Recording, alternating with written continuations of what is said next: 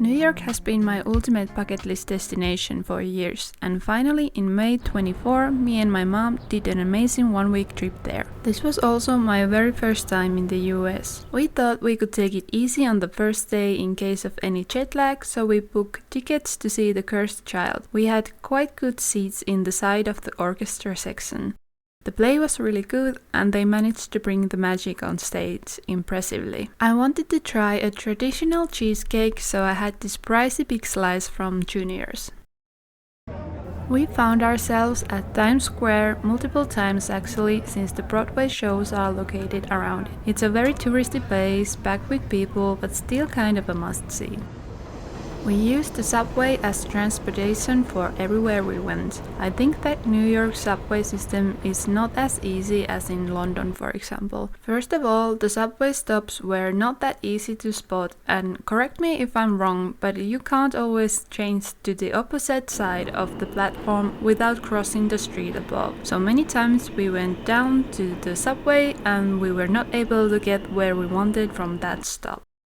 To get a better picture of this city of skyscrapers, it's best to head to an observation deck. For this purpose, we chose Top of the Rock. There we could see Central Park and on the other side this iconic view.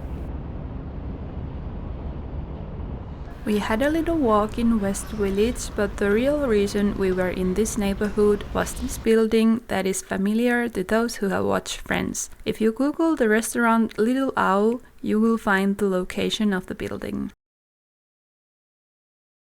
The highlight of our trip was getting into the audience of The Tonight Show, and here's how we did it. The shop of NBC Studios opened at 8 a.m, but we were there like 20 past 8. There we got our standby tickets. After 3 p.m, we went back there and they put us in lines according to our numbers. Our numbers were 36 and 37, so it felt like a long shot. However, some of the people did not show up at this point. First they took 12 people and then we got forward and through the security check. Even after that, getting in was uncertain. I guess there were like 15 of us waiting in the staircase, and finally they came to bring only 8 wristbands. Me and my mom were the last ones to get in. I was excited to see Eddie Redmayne as one of the guests, and overall it was such a great experience, and we even got to high-five Jimmy when he ran through the audience at the end. And by the way, this was free. Our hotel was in Long Island, so we used this tramway to Roosevelt Island since we were nearby.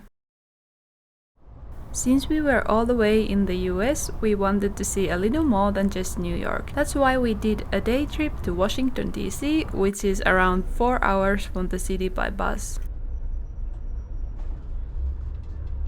Our time there was very limited, so we only stayed in the area between the US Capitol and the White House. The US Capitol Visitor Center organizes free tours inside the building, so we went to one of those.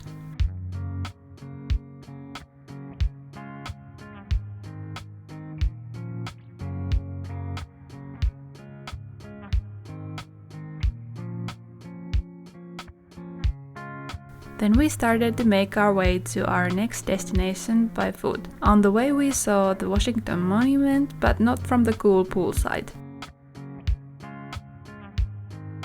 The walk was surprisingly long because it turned out to be like 4 kilometers, but on map it had looked like the distance was smaller. The day was also very hot, so maybe another way to move around would have been better. But anyway, we made our way to the White House. We still had a little time, so we briefly checked the National Air and Space Museum before heading back to New York.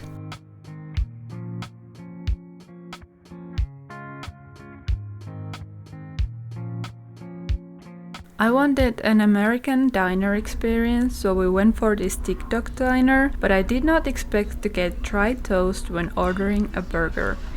The next day we started by wandering in Dumbo.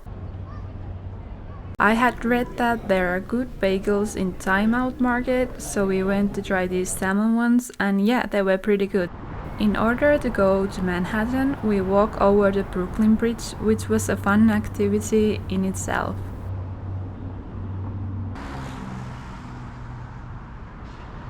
On Wall Street, we saw the New York Stock Exchange, and quite nearby was the charging pool with a super long queue. I think this financial district is something that could be skipped if the schedule is tight.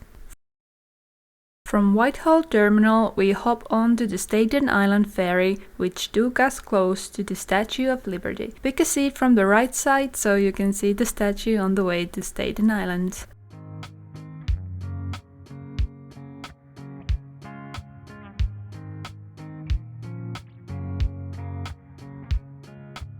And while we were at the lower side of Manhattan, we also visited the 9/11 Memorial.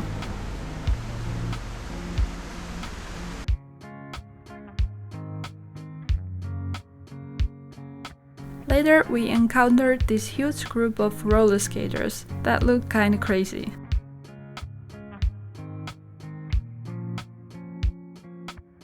The tickets to the Merrily We Roll Along, starring Daniel Radcliffe, were a bit too pricey for us, but I still wanted to go to the stage door to see a glimpse of him. The ones with no tickets were understandably separated to this side where we were standing, and he greeted all the fans with tickets on the other side. As a Friends fan, I obviously had to get to this Friends experience.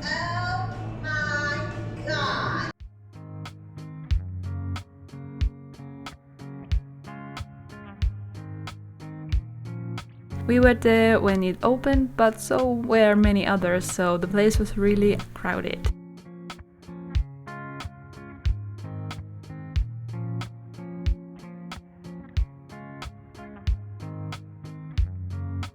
The fun tour was nice to end with an iced latte from Central Perk.